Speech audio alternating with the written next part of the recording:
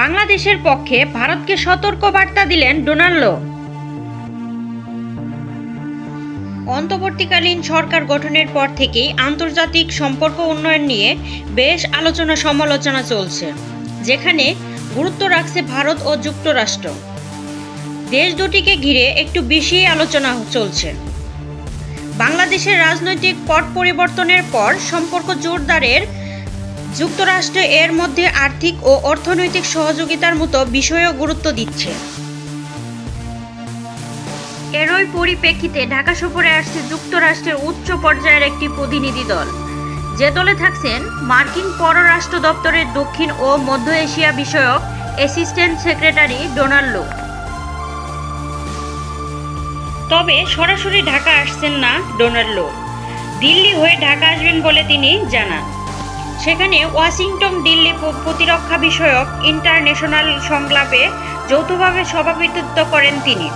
এই বৈঠকে যুক্তরাষ্ট্র ও ভারতের দ্বিপক্ষীয় ইস্যুর পাশাপাশি আলোচনায় গুরুত্ব পাবে বাংলাদেশ প্রসঙ্গ।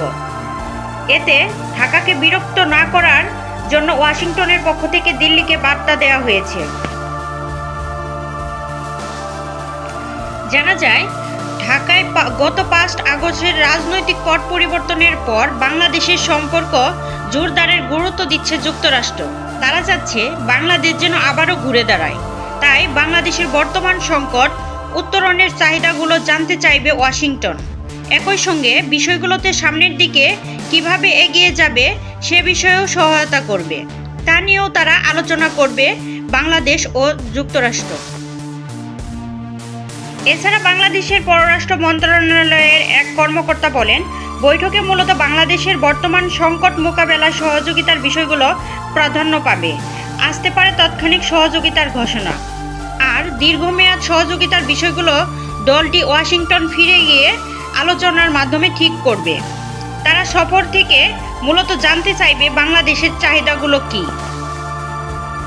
তাছাড়া ডোনাল্ড ভারত বাংলাদেশ সফরকে কেন্দ্র করে গুঞ্জন উঠেছে যে ডোনাল্ড বাংলাদেশের পক্ষে দিল্লিকে বিরক্ত না করার নির্দেশ প্রদান করেছেন। প্রিয় দর্শক, এরকম নিত্য নতুন আরও সংবাদ পেতে আমাদের চ্যানেলে লাইক, কমেন্ট এবং সাবস্ক্রাইব করুন। আর হ্যাঁ, যদি ভালো লাগে শেয়ার করুন। ফেসবুক থেকে দেখে থাকলে প্লিজ ফলো দিতে ভুলবেন না।